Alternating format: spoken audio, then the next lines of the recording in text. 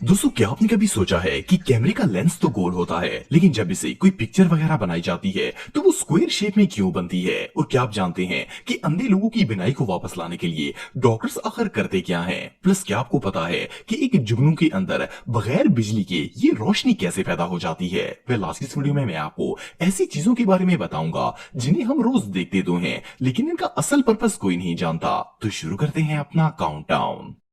दोस्तों, चाहे DSLR camera हो या फिर मोबाइल कैमरा, दुनिया में जितने भी कैमरे बनाए जाते हैं इनकी लेंस हमेशा सर्कल शेप में होती हैं। लेकिन इन लेंसेज से जब कोई पिक्चर बनाई जाती है तो इस पिक्चर की शेप हमेशा रेक्टेंगल या स्क्वायर होती है। पर क्या आपने कभी सोचा है कि इन लेंसेज से चारकोनी तस्वीरें ही क्यों बनती हैं? हालांकि अगर देखा जाए तो गोल लेंस से पिक्चर भी गोल ही बननी चाहिए, लेकिन ऐसा नहीं होता। वेल, इसके पीछे एक सिंपल सी साइंस है। असल में जब हम किसी कैमरा लेंस से किसी चीज की पिक्चर बनाते हैं तो कैमरे की फ्लैश से एक रोशनी निकलती है और ये रोशनी इस ऑब्जेक्ट से टकराने के बाद लेंस में दाखिल हो जाती है। इसके बाद कैमरे का लेंस इस रोशनी को बेंड करके इसकी इमेज सेंसर पर डालता है, जिससे तस्वीर बन जाती है। दरअसल कैमरे का लेंस तो गोल होता है, लेकिन इस गोल लेंस के अंदर जो इमेज सेंसर होता है इसकी शेप स्क्वायर होती है। इसलिए जब इन कैमरों से कोई पिक्चर वगैरह बनाई जाती है तो वो हमेशा स्क्वायर या रेक्टेंगल शेप में बनती है। ये फैक्ट रियली बहुत इंटरेस्टिंग है।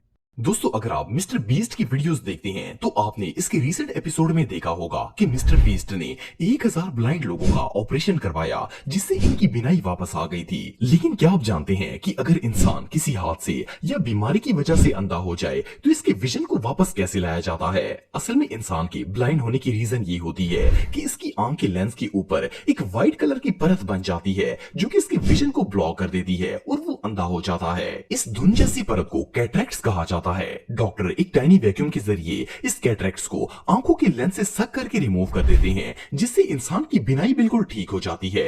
आपको जानकर हैरानगी होगी कि ये सर्जरी सिर्फ 10 मिनट की होती है और सिर्फ 10 मिनट के अंदर एक अंधा बंदा दोबारा देखना स्टार्ट कर देता है। ये सच में कमाल है। दोस्तों, अगर जुगनू की बात की जाए तो ये दुनिया का एक ऐसा कीड़ा है जिसके अंदर से अंधेरे में भी रोशनी निकलती है। इवन पुराने जमाने के लोग तो बहुत सारे जुगनू जमा करके एक जार में बंद कर देते थे और इन्हें एज ए लाइट यूज किया जाता था। लेकिन क्या आपने कभी सोचा है कि जुगनू के अंदर ये लाइट आखिर पैदा कैसे होती है?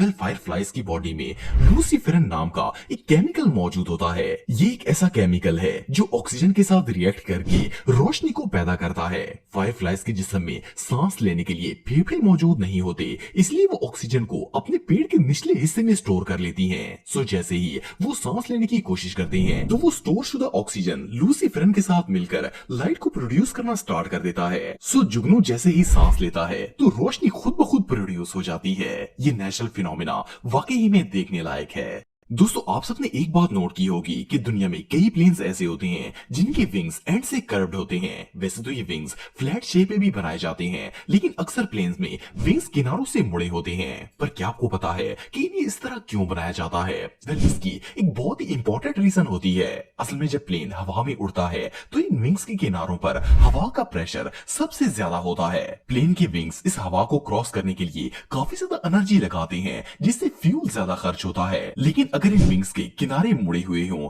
तो ये हवा के प्रेशर को इजीली कंट्रोल कर लेते हैं और इस तरह प्लेन के इंजन को कम पावर लगानी पड़ती है और ढेर सारा फ्यूल भी बच जाता है। दोस्तों, आप में से जिन लोगों ने प्लेन का सफर किया है, इन्होंने एयरपोर्ट सिक्योरिटी को सामान चेक करवाते हुए एक बात नोट की होगी कि आपको लैपटॉप और इस तरह की दूसरी डिवाइसेस हमेशा बैग से बाहर निकाल कर स्कैन करवानी होती है, जबकि आप बाकी सारा सामान बैग के अंदर रखकर भी स्कैनर में डाल सकते हैं। लेकिन लैपटॉप वगैरह को हमेशा विदाउट बैग ही स्कैन किया जाता है। वेल, क्या आपने कभी सोचा है कि एयरपोर्ट सिक्योरिटी वाले ऐसा क्यों करते हैं? असल में लैपटॉप और इस तरह की दूसरी डिवाइसेस को अलग स्कैन करने की एक खास रीजन होती है। दरअसल लैपटॉप और दूसरी डिवाइसेस माइक्रो कंपोनेंट से मिलकर बनाई जाती हैं और अगर वो बैग में मौजूद हो तो इन माइक्रो कंपोनेंट्स को प्रॉपर्ली स्कैन नहीं किया जा सकता। इवन अगर इनके अंदर कोई वेपन वगैरह भी छुपा ली जाए तो इसे भी प्रॉपर्ली स्कैन नहीं किया जा सकेगा। इसलिए इन्हें बैग से निकालकर प्रॉपर्ली स्कैन किया जाता है ताकि कोई इलीगल और हार्मफुल चीज स्मगल ना हो सके।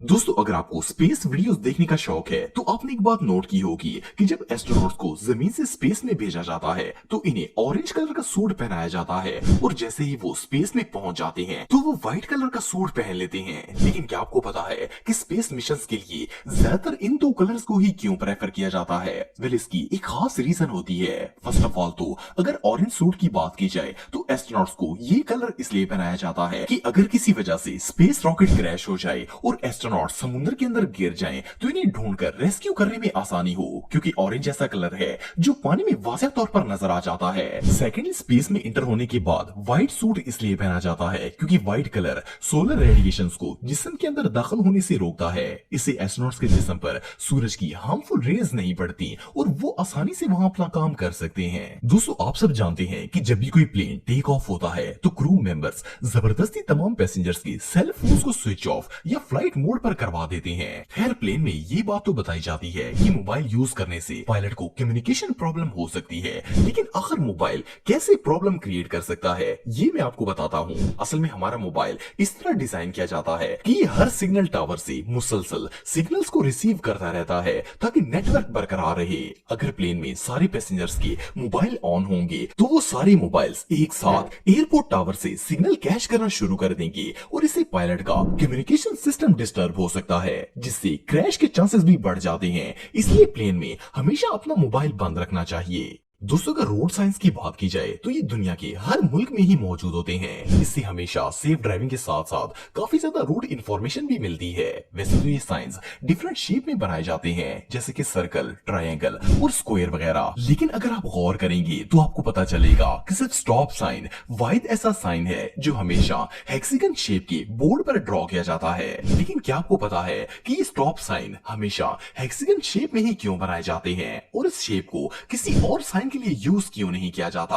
असल में जब साइंस सिस्टम इजाद किया गया था तो मुख्तलिफ साइंस के लिए डिफरेंट शेप के बोर्ड्स बनाए जाते थे, जैसे कि जनरल इंफॉर्मेशन के लिए स्क्वायर शेप यूज की जाती थी और खतरे वाली जगहों के लिए सर्कल शेप के साइन बनाए जाते थे। लेकिन कंप्लीट स्टॉप के साइन को सबसे यूनिक रखना जरूरी था ताकि लोग इसे दूर से ही पहचान के अपनी गाड़ियों को रोक सकें। इसलिए इसे यूनिक बनाने के लिए हेक्सागन शेप यूज की गई ताकि लोग दूर से ही हेक्सागन शेप को देखकर समझ जाएं कि वहां स्टॉप साइन है और वो अपनी गाड़ी को रोक लें। दोस्तों इंसान की फितरत है कि जब वो इमोशनल होता है तो रोना स्टार्ट कर देता है और जब भी कोई बंदा रोता है तो इसकी आंखों से पानी आता है। लेकिन क्या आपने कभी सोचा है कि रोते वक्त हमारी आंखों से पानी आखिर आता क्यों है? वेल असल में हमारी आंखों के ऊपर वाले हिस्से पर खास किस्म के ग्लैंड्स मौजूद होते हैं जिन्हें टीयर ग्लैंड्स कहा जाता है। टीयर ग्लैंड्स की खास बात यह है कि इनसे हर वक्त पानी निकलता रहता है, चाहे आप रो रहे हो या नहीं। इन ग्लैंड से मुसलसल पानी निकलता है और कभी भी बंद नहीं होता। वैसे तो ये पानी हमारी आंखों को साफ करने के लिए निकलता है और इसकी मिकदार पूरे दिन में बहुत ही कम होती है, इसलिए हमें महसूस नहीं होती। लेकिन जैसे ही हमारे ब्रेन के इमोशनल सेंसर एक्टिवेट होते हैं तो इन ग्लैंड से खुद ब खुद 10 गुना ज्यादा पानी निकलना स्टार्ट हो जाता है। इवन आंख में अगर कोई चीज भी चली जाती है तब भी पानी इसलिए आता है ताकि आंखें साफ हो जाएं और वो हार्मफुल चीज आंखों से निकल जाए।